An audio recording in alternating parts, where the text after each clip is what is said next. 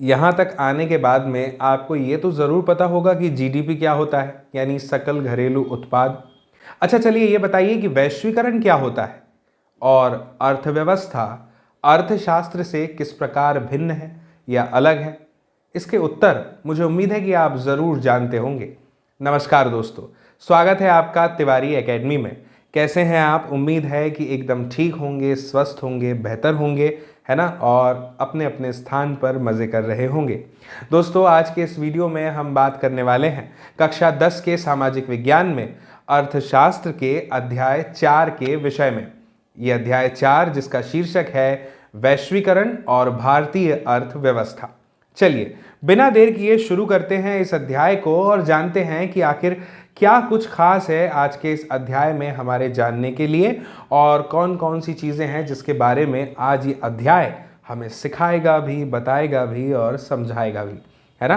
तो चलिए शुरू करते हैं। सबसे पहले पैराग्राफ में हमें यह दिया हुआ है कि आज के विश्व में उपभोक्ता के रूप में हम में से कुछ के सामने वस्तुओं और सेवाओं के विस्तृत विकल्प हैं। भाई अब ऐसा तो है, हमारे सामने तो बहुत सारे विकल्प हैं, है ना। अगर हमारी जेब में एक ही धनराशि पड़ी हुई है, मान लीजिए 1000 रुपए हैं, तो हमारे सामने एक शर्ट खरीदने के ही कितने सारे विकल्प हैं। हम अलग अलग रंगों की, अलग अलग डिज़ाइंस में शर्ट खरीद सकते हैं, है ना।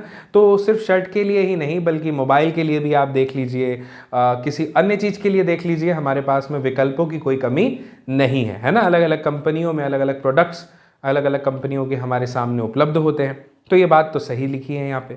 इसके बाद में कहा गया है कि विश्व के शीर्षस्थ विनिर्माताओं के द्वारा निर्मित डिजिटल कैमरे, मोबाइल फ़ोन और टेलीविज़न के नवीनतम मॉडल हमारे लिए सुलभ है। बिल्कुल सही है दोस्तों। हमेशा भारत की सड़कों पर गाड़ियों के नए नए मॉडलों को हम अपने सामने से गुजरते हुए देखते हैं। वो दिन गुजर गए जब भारत की सड़कों पर केवल एम्बेसडर और फिएट कारें ही दिखाई देती थी। अगर आज की बात करें तो आज भारतीय विश्व की लगभग सभी शीर्ष कंपनियों द्वारा निर्मित कारें खरीद रहे हैं और अनेक दूसरी वस्तुओं के ब्रांडों में भी इसी प्रकार की तीव्र वृद्धि जो है वो देखी जा सकती है ना। कमीज़ों से लेकर के टेलीविज़नों और प्रसंस्कृत फलों के रस तक के सब कुछ आप अपने आसपास अपने मार्केट में उपलब्ध पाते हैं, यानी अवेलेबल पाते हैं। बात सही है ना दोस्तों। हमारे बाज़ारों में ना वस्तुओं के बहुव्यापी विकल्प अपेक्षाकृत नवीन परिघटना है ना। इसका मतलब ये है, आप सोच रहे होंगे कि कितने शुद्ध शुद्ध शब्द यहाँ पर लिखे हुए हैं, लेकिन आप घबराइए मत भैया, ये वीडियो में हम इन्हीं सब का अर्थ देखने के लिए तो आए हैं। इन सब शब्दों का मतलब, इस वाक्य का मतलब ये है कि हमारे जो बाज़ार है ना, जो मार्केट है, यहाँ पे हमें अलग अलग टाइप्स की ब्रांडेड चीज़ें देखने को भी मिलती है। विकल्प हमारे सामने बहुत सारे हैं और ये सब कुछ जो भी है ना, ये बिल्कुल एक ऐसा लगता है कि कुछ नया ही एकदम से घट गया हमारे सामने। ये सब चीज़ें अचानक से आ गई हैं, है ना, बहुत तेज़ी से परिवर्तन हुए हैं। आगे ये लिखा है कि 2 दशक पहले भी हमको भारत के बाज़ारों में वस्तुओं की ऐसी विविधता नहीं मिलेगी। यानी आज से 20 साल पहले के बाज़ारों की हम बात करें तो यहाँ पे इतने सारे विकल्प दिखाई नहीं देते थे। दोस्तों कुछ ही वर्षों में, कुछ ही सालों में हमारा बाज़ार पूर्णतः परिवर्तित हो गया है। दोस्तों हम इस तीव्र परिवर्तन को कैसे समझ सकते हैं और ऐसे कौन से कारक हैं जो इन परिवर्तनों को ला रहे हैं और ये परिवर्तन लोगों का जीवन किस प्रकार प्रभावित कर रहे हैं। इस अध्याय में हम इन सभी प्रश्नों पर विचार करने वाले हैं। और याद है ना आपको मेरा वो प्रश्न जो मैंने अध्याय की शुरुआत में आपसे पूछा था कि बताइए वैश्वीकरण क्या है। बिल्कुल ये अध्याय पूरी तरह से हमें बताएगा। अब बात करते हैं अंतर्देशीय उत्पादन की। दोस्तों 20वीं शताब्दी के मध्य तक ना उत्पादन जो है ना वो मुख्य रूप से देशों की सीमाओं के अंदर ही सीमित था। कब तक के? 20वीं शताब्दी के मध्य तक के। दोस्तों इन देशों की सीमाओं को लांघने वाली जो वस्तुएं हैं उनमें केवल कच्चा माल, खाद्य पदार्थ और तैयार उत्पाद ही थे। दोस्तों भारत जैसे उपनिवेशों से कच्चा माल और खाद्य पदार्थ निर्यात होते थे और तैयार वस्तुओं का होता था क्या? आयात, यानी इंपोर्ट। व्यापार ही दूरस्थ देशों को आपस में जोड़ने का एक मुख्य जरिया था, साधन था। और यह बड़ी कंपनियों, जिन्हें बहुराष्ट्रीय कंपनियां कहते हैं ना, इनके परिदृश्य पर उभरने से पहले का ये युग था जिसकी हम बात कर रहे हैं, यानी 20वीं शताब्दी के मध्य का समय। दोस्तों एक बहुराष्ट्रीय कंपनी वह होती है जो एक से अधिक देशों में उत्पादन पर यानी प्रोडक्शन पर नियंत्रण यानी कंट्रोल अथवा स्वामित्व रखती है, यानी मालिकाना हक रखती है। दोस्तों बहुराष्ट्रीय कंपनियां ना उन प्रदेशों में कार्यालय और उत्पादन के लिए कारखाने भी स्थापित करती है जहां उन्हें सस्ता श्रम और अन्य संसाधन मिल सकते हैं। भाई श्रम और संसाधन के बिना कहाँ कोई शुरुआत कर सकती है कंपनी अपने उत्पादन की, प्रोडक्शन की, सोच भी नहीं सकती। ये चीज़ें तो होना ज़रूरी है, और अगर सस्ती मिल जाए तो फिर बात ही क्या है ना। वो कहते हैं सोने पे सुहागा हो गया।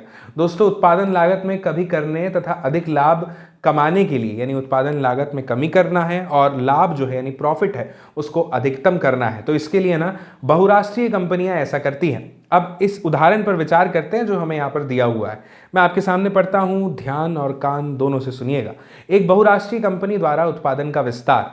दोस्तों यहाँ पर हमें बताया है कि औद्योगिक उपकरण बनाने वाली एक बड़ी बहुराष्ट्रीय कंपनी जो है संयुक्त राज्य अमेरिका के अनुसंधान केंद्र में अपने उत्पादों का डिजाइन तैयार करती है और उसके पुर्जे चीन में विनिर्मित होते हैं।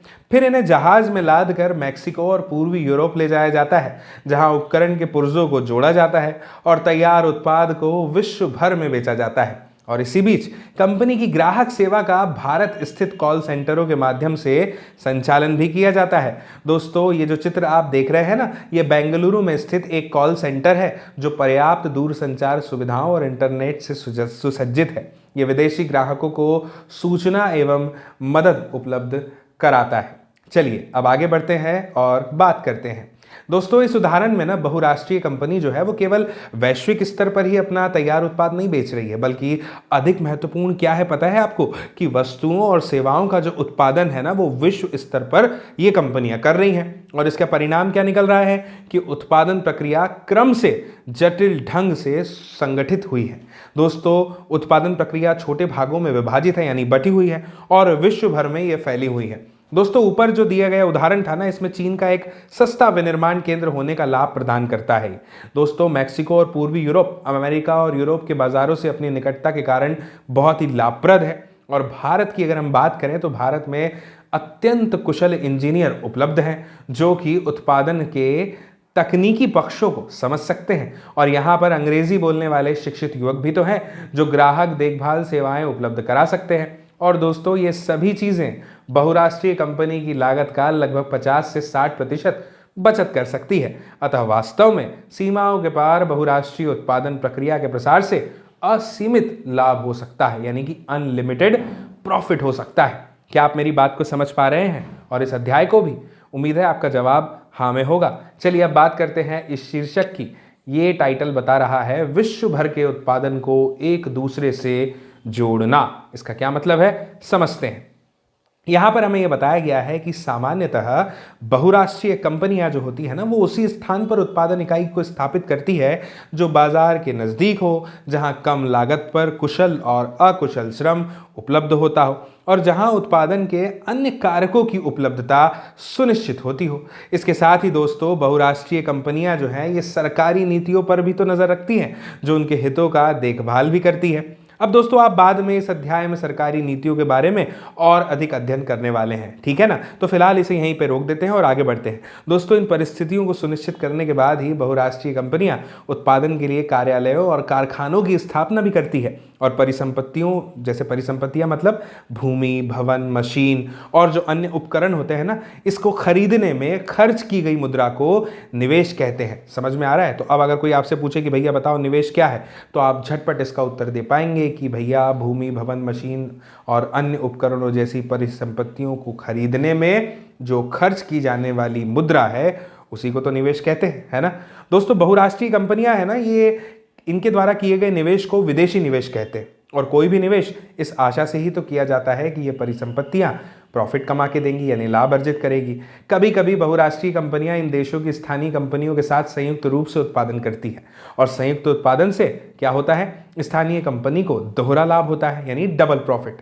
पहला, बहुराष्ट्रीय कंपनियां अतिरिक्त निवेश के लिए धन प्रदान कर सकती हैं, जैसे कि तीव्र उत्पादन के लिए मशीनें खरीदने के लिए, है ना। और दूसरा क्या कि बहुराष्ट्रीय कंपनियां उत्पादन की नवीनतम प्रौद्योगिकी अपने साथ लेकर के आ सकती है, यानी न्यू टेक्नोलॉजी, ठीक है। ये क्या लिखा हुआ है, हम इस कारखाने को दूसरे देश में स्थानांतरित कर देंगे, यहाँ पर ये खर्चीला हो गया है दोस्तों। लेकिन बहुराष्ट्रीय कंपनियों के निवेश का ना सबसे आम रास्ता जो है वो स्थानीय कंपनियों को खरीदना और उसके बाद उत्पादन का प्रसार करना होता है। समझ रहे हैं आप? इस चित्र को देखिए, विकासशील देशों में उत्पादित की जाने वाली जीन्स अमेरिका में 6,500 रुपये में बेची जा रही है, आप देख सकते हैं दोस्तों।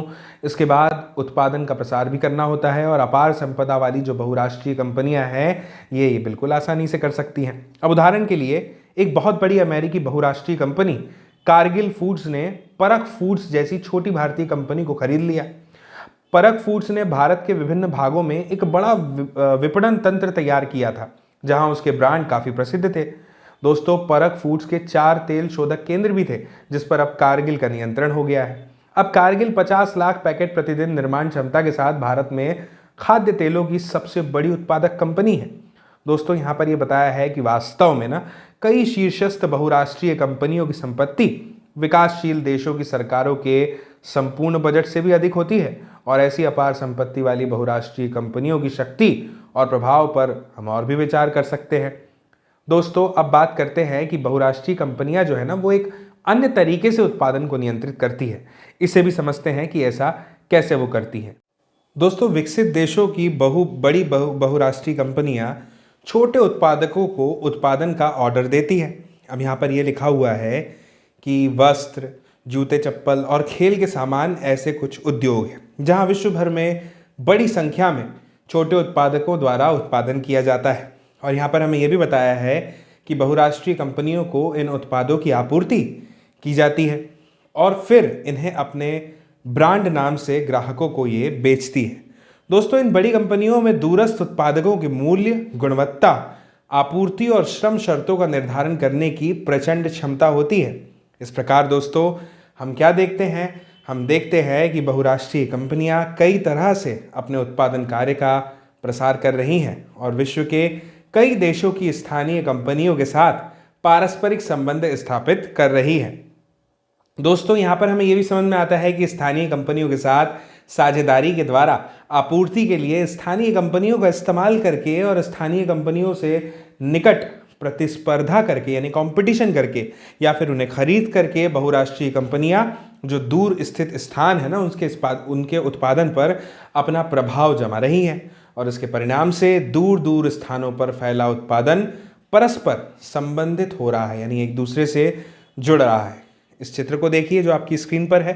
लुधियाना के घर में एक बड़ी बहुराष्ट्रीय कंपनी के लिए फुटबॉल निर्माण का यह चित्र है जो आप देख सकते हैं। चलिए अब आगे बढ़ते हैं और आगे बढ़ते हुए बात करते हैं विदेश व्यापार और बाजारों का एकीकरण पर। दोस्तों, यहाँ पर हमें ये बताया है कि लंबे समय से विदेश व्यापार जो है वो अलग अलग देशों को आपस में जोड़ने का एक मुख्य माध्यम रहा है और इतिहास में दोस्तों हमने भारत और दक्षिण एशिया को पूर्व और पश्चिम के बाजारों से जोड़ने वाले व्यापार मार्गों और इन मार्गों से होने वाले गहन व्यापार के बारे में जरूर पढ़ा था, है ना।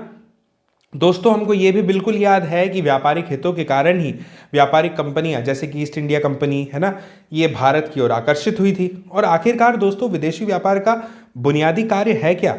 अगर सरल शब्दों में कहा जाए तो विदेश व्यापार घरेलू बाजारों यानी अपने देश के बाजारों से बाहर के बाजारों में पहुंचने के लिए उत्पादकों को एक अवसर प्रदान करते हैं और उत्पादक केवल अपने देश के बाजारों में ही अपने उत्पाद नहीं बेच सकते हैं बल्कि विश्व के अन्य देशों के बाजारों में भी प्रतिस्पर्धा यानी कंपटीशन कर सकते हैं। और इसी प्रकार दूसरे देशों में उत्पादित वस्तुओं के आयात से खरीदारों के सक्षम उन वस्तुओं के घरेलू उत्पादन के अन्य विकल्पों का हो जाता है क्या? विस्तार। अब इसी आर्टिकल को ले लीजिए, यहां पर हमें बताया है भारत में चीन के खिलौने। दोस्तों, यहां पे हमें ये बताया है कि चीन के विनिर्माताओं को भारत में खिलौने निर्यात करने को एक अवसर का पता चलता है जहां खिलौने अधिक मूल्य पर बेचे जा रहे हैं। वे भारत को खिलौने निर्यात करना अपना आरंभ करते हैं यानी भारत में खिलौने बेचने को शुरू करते हैं, बेचने की शुरुआत करते हैं। और अब भारत में खरीदारों के पास भारतीय और चीनी खिलौनों के बीच चयन करने का विकल्प है। सस्ते दाम और नवीन डिजाइनों के कारण चीनी खिलौने जो हैं वो भारतीय बाजारों में अधिक लोकप्रिय है और एक वर्ष में ही खिलौने की 70 से 80% दुकानों में भारतीय खिलौनों का स्थान चीनी खिलौनों ने ले लिया है। और अब भारत के बाजारों में खिलौने पहले की तुलना में सस्ते हैं। यह क्या हो रहा है यहाँ पर? दोस्तों, व्यापार के कारण चीनी खिलौने भारत के बाजारों में आए। भारतीय और चीनी खिलौनों की प्रतिस्पर्धा में चीनी खिलौने बेहतर साबित हुए। भारतीय खरीदारों के समक्ष कम कीमत पर खिलौनों के अपेक्षाकृत अधिक विकल्प हैं। इससे चीन के खिलौना निर्माताओं को अपना व्यवसाय फैलाने के लिए एक अवसर प्राप्त होता है। और इसके विपरीत भारतीय खिलौना निर्माताओं को हानि होती है क्योंकि उनके खिलौने कम बिकते हैं। दोस्तों सामान्य रूप से व्यापार के खुलने से ना वस्तुओं का एक बाजार से दूसरे बाजार में होता है क्या, आवागमन, और बाजार में वस्तुओं के विकल्प जो है वो धीरे धीरे बढ़ जाते हैं। दो बाजारों में एक ही वस्तु का मूल्य एक समान होने लगता है और अब दो देशों के उत्पादक एक दूसरे से हजारों मील दूर होकर भी एक दूसरे से प्रतिस्पर्धा भी कर सकते हैं और कहा जा सकता है कि इस प्रकार विदेशी व्यापार विभिन्न देशों के बाजारों को जोड़ने या एकीकरण में सहायक होता है। इस चित्र को ध्यान से देखिए दोस्तों, सिले सिलाए वस्त्रों के छोटे व्यापारी बहुराष्ट्रीय कंपनियों के ब्रांड और आयात दोनों से कड़ी प्रतिस्पर्धा यानी कंपटीशन का सामना करते हुए आप इस चित्र में देख सकते हैं। चलिए अब आगे बढ़ते हैं दोस्तों और खुल करके जानते हैं कि वैश्वीकरण क्या है। दोस्तों यहां पर हमें बताया है कि विगत 2-3 दशकों में यानी 20 से 30 सालों से अधिकांश बहुराष्ट्रीय जो कंपनियां हैं ना विश्व में उन स्थानों की तलाश कर रही है, उन जगहों की तलाश कर रही है जो उसके उत्पादन के लिए एकदम सस्ते हों और इन देशों में बहुराष्ट्रीय कंपनियों के निवेश में हो रही है वृद्धि। दोस्तों साथ ही विभिन्न देशों के बीच में विदेशी व्यापार में भी तीव्र वृद्धि हो रही है और विदेशी व्यापार का एक बड़ा भाग बहुराष्ट्रीय कंपनियों के द्वारा नियंत्रित है। जैसे भारत में फोर्ड मोटर्स का कार संयंत्र केवल भारत के लिए ही कारों का निर्माण नहीं करता बल्कि वह अन्य विकासशील देशों को कारें और विश्व भर में अपने कारखानों के लिए कार पुर्जों का भी निर्यात करता है। इसी प्रकार दोस्तों अधिकांश बहुराष्ट्रीय कंपनियों के क्रियाकलाप में वस्तुओं और सेवाओं का बड़े पैमाने पर व्यापार यहां पर शामिल होता है। इस चित्र को देखिए क्या बताया है, वैश्वीकरण में मजा है। ध्यान रहे आप हमारी दुनिया में खेल रहे हैं, इससे खेल रहे हैं, किसी दिन आपको इसकी कीमत चुकानी पड़ेगी। दोस्तों अधिक विदेश व्यापार और अधिक विदेशी निवेश के परिणाम से विभिन्न देशों के बाजारों और उत्पादनों में एकीकरण हो रहा है। विभिन्न देशों के बीच में परस्पर संबंध और तीव्र एकीकरण की प्रक्रिया ही तो वैश्वीकरण कहलाती है। यहाँ पर हमें यह भी बताया है दोस्तों कि बहुराष्ट्रीय कंपनियां वैश्वीकरण की प्रक्रिया में एक मुख्य भूमिका निभा रही है और विभिन्न देशों के बीच अधिक से अधिक यानी ज्यादा से ज्यादा वस्तुओं और सेवाओं, निवेश और प्रौद्योगिकी का हो रहा है क्या, आदान प्रदान। दोस्तों विगत कुछ दशकों की तुलना में ना विश्व के अधिकांश भाग जो है ना वो एक दूसरे के अपेक्षाकृत अधिक संपर्क में आ गए हैं। दोस्तों वस्तुओं, सेवाओं, निवेशों और प्रौद्योगिकी के अतिरिक्त विभिन्न देशों को आपस में जोड़ने का एक और माध्यम हो सकता है। यह माध्यम है विभिन्न देशों के बीच लोगों का आवागमन। दोस्तों हम जानते हैं कि प्राय लोग बेहतर आय, बेहतर रोजगार और शिक्षा की तलाश में एक देश से दूसरे देश में आवागमन करते हैं, किंतु दोस्तों विगत कुछ दशकों में अनेक प्रतिबंधों के कारण विभिन्न देशों के बीच लोगों के आवागमन में अधिक वृद्धि नहीं हुई है। अब बात करते हैं वैश्वीकरण को संभव बनाने वाले कुछ कारक की। दोस्तों प्रौद्योगिकी में ना तीव्र उन्नति एक मुख्य कारक होता है और मैं आपको बता दूं कि यह वह मुख्य कारक है जिसने ना वैश्वीकरण की प्रक्रिया को उत्प्रेरित किया है। जैसे विगत 50 वर्षों को ले लीजिए, विगत 50 वर्षों में परिवहन प्रौद्योगिकी में बहुत उन्नति हुई है और इसने लंबी दूरियों तक वस्तुओं की तीव्रतर आपूर्तियों को कम लागत पर ही संभव बना दिया है। इसके बाद में हमें बताया है ये चित्र, यहाँ पर देखिए वस्तुओं के परिवहन के लिए कंटेनर। दोस्तों वस्तुओं को कंटेनरों में रखा गया है जिससे इन्हें जो है जहाज़ों, रेलों, वायुयानों और ट्रकों पर बिना क्षति के लादा जा सकता है। यहाँ पर हमें यह भी बताया है कि इन कंटेनरों से ढुलाई लागत में भारी बचत हो जाती है और माल को बाजारों तक पहुंचाने की गति में बहुत वृद्धि हो जाती है। आपने ऐसे कंटेनर जरूर देखे होंगे, फिल्मों में तो देखे ही होंगे। दोस्तों इसी प्रकार वायु यातायात की लागत में गिरावट आई है और परिणाम से वायु यार्ग से अपेक्षाकृत अधिक मात्रा में वस्तुओं का परिवहन जो है वो संभव हुआ है। दोस्तों इसके आगे हमें यह बताया गया है कि इससे भी अधिक उल्लेखनीय जो है ना वो ये है कि सूचना और संचार प्रौद्योगिकी का विकास। वर्तमान समय में दोस्तों दूरसंचार, कंप्यूटर और इंटरनेट के क्षेत्र में प्रौद्योगिकी जो है वो द्रुत गति से परिवर्तित हो रही है, यानी बहुत तेजी से बदल रही है।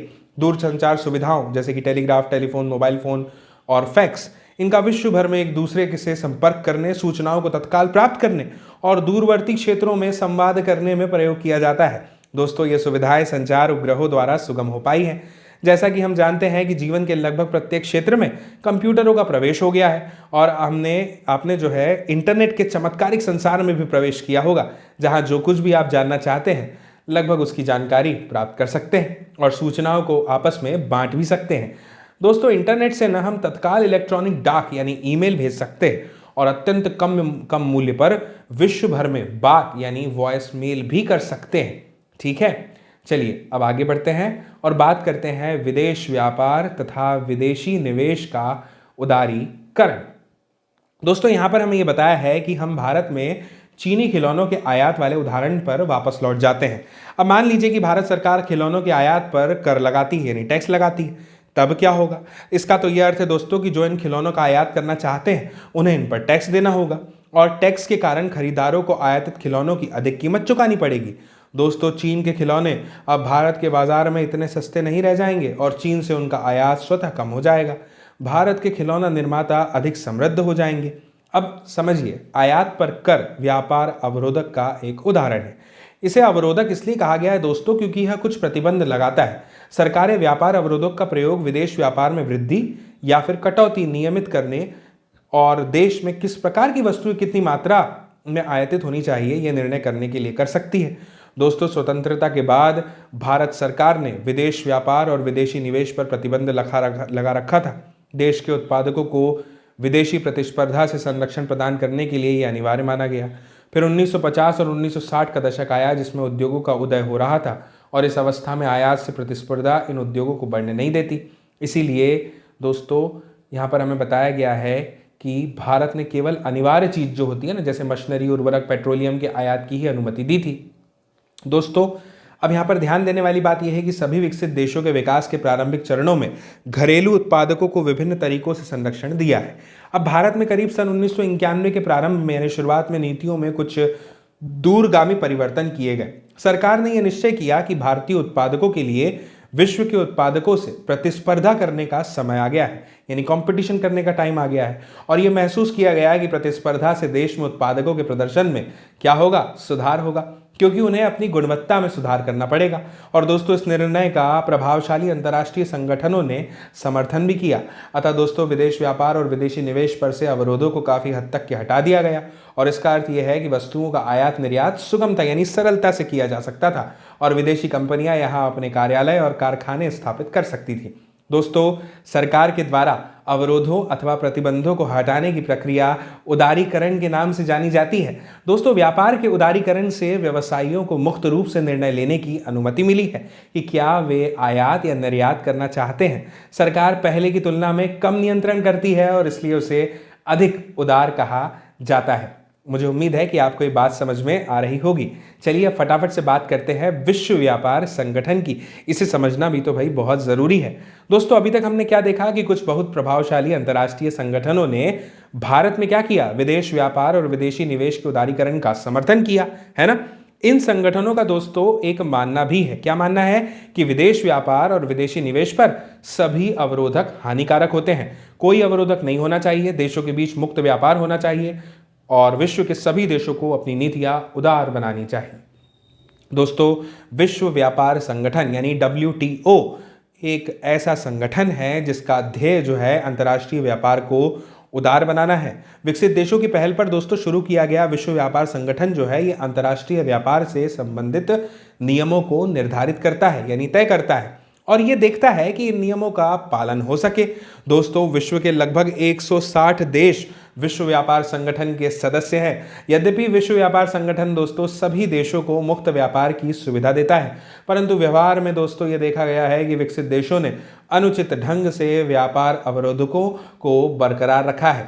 दूसरी ओर विश्व व्यापार संगठन के नियमों ने विकासशील देशों के व्यापार अवरोधों को हटाने के लिए विवश किया है, यानी मजबूर किया है। दोस्तों, इसका एक उदाहरण ना कृषि उत्पादों के व्यापार पर वर्तमान बहस भी है।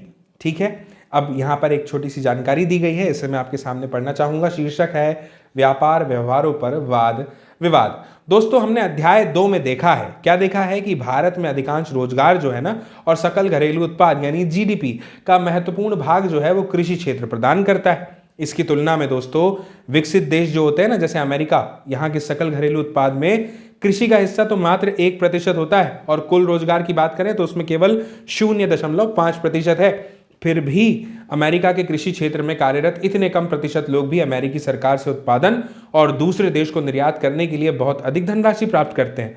दोस्तों, इस भारी धनराशि के कारण अमेरिका के जो किसान हैं वो अपने कृषि उत्पादों को असाधारण रूप से कम कीमत पर बेच सकते हैं और अधिशेष कृषि उत्पादों को दूसरे देशों के बाजारों में कम कीमत पर बेचा जाता है, जो इन देशों के कृषकों को बुरी तरह से प्रभावित करते हैं। दोस्तों, यही कारण है कि विकासशील देश विकसित देशों की सरकारों से सवाल कर रहे हैं। क्या सवाल कर रहे हैं कि हमने विश्व व्यापार संगठन के नियम के अनुसार व्यापार अवरोधकों को कम कर दिया, लेकिन आप लोगों ने विश्व व्यापार संगठन के नियमों को नजरअंदाज कर दिया और अपने किसानों को भारी धनराशि देना बरकरार रखा है। आप लोगों ने हमारी सरकारों को अपने किसानों की सहायता बंद करने को कहा, परंतु आप स्वयं यही काम कर रहे हैं। क्या यह मुक्त और न्यायसंगत व्यापार है? इस चित्र को देखिए दोस्तों। संयुक्त राज्य अमेरिका में एक आदर्श कपास क्षेत्र जिसमें हजारों एकड़ भूमि है और जिसका स्वामित्व एक बड़ी कॉरपोरेट कंपनी के पास में है। चलिए अब आगे बढ़ते हैं और बात करते हैं भारत में वैश्वीकरण के प्रभाव के विषय में। ठीक है दोस्तों, विगत 20 वर्षों में ना भारतीय अर्थव्यवस्था के वैश्वीकरण ने एक लंबी दूरी तय की है और इसका लोगों के जीवन पर क्या प्रभाव पड़ा है, इसे समझते हैं। दोस्तों, वैश्वीकरण और उत्पादकों स्थानीय एवं विदेशी दोनों के बीच में बृहत्तर प्रतिस्पर्धा यानी कंपटीशन से क्या हुआ, उपभोक्ताओं और विशेष करके जो शहरी क्षेत्र में धनी वर्ग के उपभोक्ता है ना, उनको हुआ है प्रॉफिट यानी लाभ। और इन उपभोक्ताओं के समक्ष पहले से अधिक विकल्प आ गए, ऑप्शंस आ गए और वे अब अनेक उत्पादों की उत्कृष्ट गुणवत्ता और कम कीमत से लाभान्वित हो रहे हैं। दोस्तों, परिणामतः ये लोग पहले की तुलना में आज अपेक्षाकृत उच्चतर जीवन स्तर का आनंद ले रहे हैं। उत्पादकों और श्रमिकों पर वैश्वीकरण का एक समान प्रभाव दोस्तों नहीं पड़ा है। अब समझिए, पहला, विगत 20 वर्षों में बहुराष्ट्रीय कंपनियों ने भारत में अपने निवेश ने वृद्धि की है और जिसका अर्थ है कि भारत में निवेश करना उनके लिए लाभप्रद यानी फायदेमंद रहा है। दोस्तों, बहुराष्ट्रीय कंपनियों ने ना शहरी इलाकों के उद्योगों जैसे कि सेलफोन हो गया, मोटर गाड़ियां हो गई, इलेक्ट्रॉनिक उत्पाद हो गए, ठंडे पेय पदार्थ हो गए और जंक खाद्य पदार्थ जिसे आप जंक फूड के नाम से भी जानते हैं, इसके अलावा बेकिंग जैसी सेवाओं के निवेश में रुचि दिखाई है। सॉरी, बेकिंग नहीं, इट्स बैंकिंग। दोस्तों, इन उत्पादों के अधिकांश खरीदार संपन्न वर्ग के लोग हैं और इन उद्योगों और सेवाओं में नए रोजगार भी उत्पन्न हुए हैं। साथ ही इन उद्योगों को कच्चे माल इत्यादि की आपूर्ति करने वाली स्थानीय कंपनियां समृद्ध भी हुई हैं। ठीक है ना। अब यहाँ पे हमें क्या जानकारी दी है, इसे समझिए। यहाँ पर हमें बताया है विदेशी निवेश आकर्षित करने के लिए उठाए गए कदम।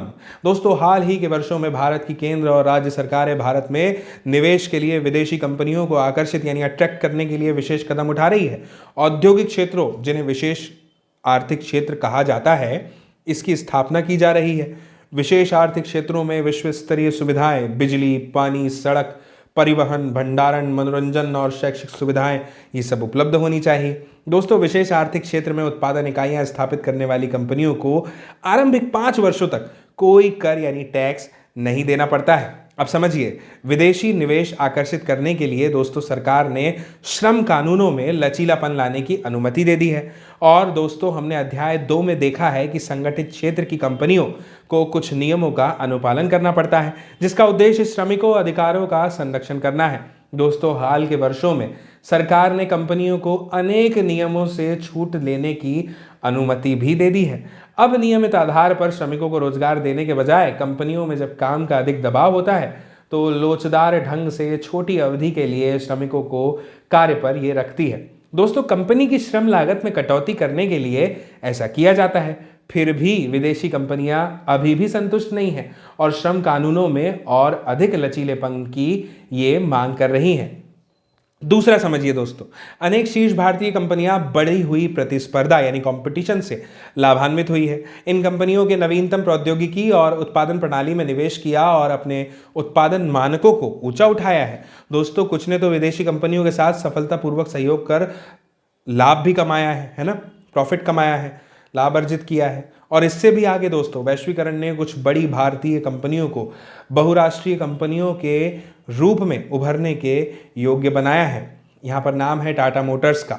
टाटा मोटर्स मोटर गाड़ियाँ, इन्फोसिस आईटी, रेनबैक्सी दवाइयाँ, एशियन पेंट्स पेंट, सुंदरम फॉर्नर्स नट और बोल्ट, कुछ ऐसी भारतीय कंपनियां हैं दोस्तों जो विश्व स्तर पर अपने क्रियाकलापों का प्रसार कर रही हैं। और वैश्वीकरण ने सेवा प्रदाता कंपनियां, विशेषकर सूचना और संचार प्रौद्योगिकी वाली कंपनियों के लिए नए अवसरों का सृजन किया है। दोस्तों, भारतीय कंपनियों के द्वारा लंदन स्थित कंपनी के लिए पत्रिका का प्रकाशन और कॉल सेंटर इसके उदाहरण हैं। इसके अतिरिक्त आंकड़ा प्रविष्टि यानी डाटा एंट्री, लेखाकरण, प्रशासनिक कार्य, इंजीनियरिंग जैसी कई सेवाएं भारत जैसे देशों में अब सस्ते में उपलब्ध है और विकसित देशों को निर्यात की जाती है। दोस्तों अब हम पढ़ते हैं बढ़ती प्रतियोगिता के बारे में। दोस्तों रवि को यह अपेक्षा नहीं थी कि उसे एक उद्योगपति के रूप में अपने जीवन की छोटी अवधि में ही संकट का सामना करना पड़ेगा। रवि ने सन 1992 में यानी 1992 में तमिलनाडु के एक औद्योगिक शहर होसुर में संधारित्रों का निर्माण करने वाली अपनी कंपनी शुरू करने के लिए बैंक से लिया लोन यानी ऋण। संधारित्रों का इस्तेमाल ट्यूबलाइटों, टेलीविजनों सहित अनेक घरेलू इलेक्ट्रॉनिक उपकरणों में होता है। दोस्तों 3 वर्षों के भीतर वह अपने उत्पादन का विस्तार करने में सक्षम हो गया और उसकी कंपनी में 20 कर्मचारी काम करने लगे। अपनी कंपनी चलाने में उसका संघर्ष तब प्रारंभ हुआ जब सरकार ने सन 2001 में विश्व व्यापार संगठन के समझौते के अनुसार संधारित्रों के आयात पर से प्रतिबंधों को हटा दिया। दोस्तों उसके मुख्य ग्राहकों में टेलीविजन कंपनियां थी जो टेलीविजन सेटों का निर्माण करने के लिए संधारित्रों सहित विभिन्न पुर्जे थोक में खरीदती और टेलीविजन सेटों का निर्माण करती थी। किंतु दोस्तों बहुराष्ट्रीय कंपनियों के ब्रांडों से प्रतिस्पर्धा यानी कॉम्पिटिशन ने भारतीय टेलीविजन कंपनियों को बहुराष्ट्रीय कंपनियों के लिए संयोजन कार्य करने के लिए मजबूर कर दिया। उनमें से कुछ जब संधारित्र खरीदती थी तो वे उनका आयात करना पसंद करती थी, क्योंकि आयातित सामानों की कीमत रवि जैसे लोगों द्वारा निर्धारित कीमत से आधी होती थी।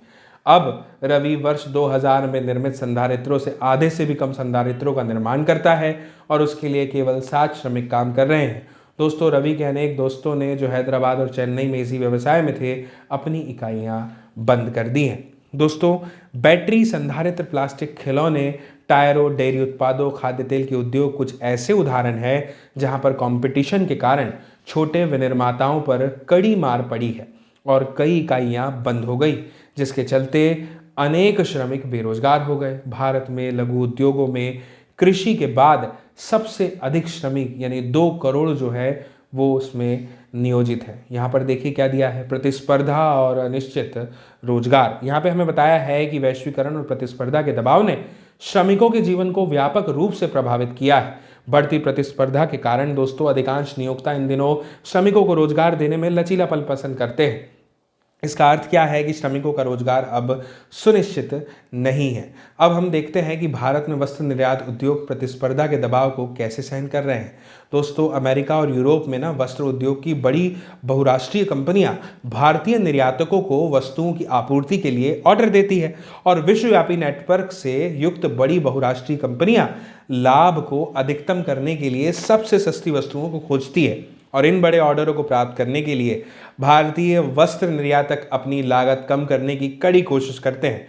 चूंकि कच्चे माल पर लागत में कटौती नहीं की जा सकती, इसलिए नियोक्ता श्रम लागत में कटौती करने की कोशिश करते हैं। जहां पहले कारखाने श्रमिकों को स्थायी आधार पर रोजगार देते थे, वहीं वे अब अस्थायी रोजगार देते हैं ताकि श्रमिकों को वर्ष भर वेतन नहीं देना पड़े। दोस्तों श्रमिकों को बहुत लंबे कार्य घंटों तक काम करना पड़ता है और अत्यधिक मांग की अवधि में नियमित रूप से रात में भी काम करना पड़ता है। मजदूरी काफ़ी कम होती है और श्रमिक अपनी रोजी रोटी के लिए अतिरिक्त समय में भी काम करने के लिए विवश यानी मजबूर हो जाते हैं। हालांकि दोस्तों वस्त्र निर्यातकों के बीच प्रतिस्पर्धा से बहुराष्ट्रीय कंपनियों को अधिक लाभ कमाने में मदद तो मिली है, लेकिन वैश्वीकरण के कारण मिले लाभ में श्रमिकों को न्याय संगत हिस्सा नहीं दिया गया है। दोस्तों यहाँ पर हमें यह बताया गया है कि उपरोक्त कार्य परिस्थितियाँ और श्रमिकों को कठिनाइयाँ भारत के अनेक औद्योगिक इकाइयों और सेवाओं में सामान्य बात हो गई है। दोस्तों आज अधिकांश श्रमिक असंगठित क्षेत्र में नियोजित हैं। यही नहीं, संगठित क्षेत्र में क्रमशः कार्य परिस्थितियां असंगठित क्षेत्र के समान ही होती जा रही हैं। संगठित क्षेत्र के श्रमिकों जैसे कि सुशीला को अब कोई संरक्षण और लाभ नहीं मिलता है जिसका वह पहले उपभोग करती थी। अब बात करते हैं दोस्तों न्याय संगत वैश्वीकरण के लिए संघर्ष की। दोस्तों अभी जो हमने प्रमाण देखे ना वो हमें एक तरह का संकेत करते हैं। अब आप पूछेंगे कि सर ये संकेत क्या करते हैं, तो यहाँ पर हमें बताया गया है कि वैश्वीकरण जो है ना वो सभी के लिए लाभप्रद तो बिल्कुल भी नहीं रहा है।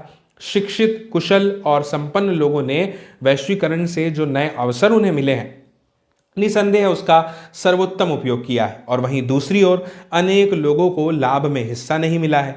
दोस्तों चूंकि वैश्वीकरण अब एक सच्चाई है तो वैश्वीकरण को अधिक न्याय संगत कैसे बनाया जा सकता है, चलिए इस पर बात करते हैं। दोस्तों न्याय संगत वैश्वीकरण सभी के लिए अवसर प्रदान करेगा और यह सुनिश्चित भी करेगा कि वैश्वीकरण के लाभों में सबकी बेहतर हिस्सेदारी हो और होनी भी चाहिए।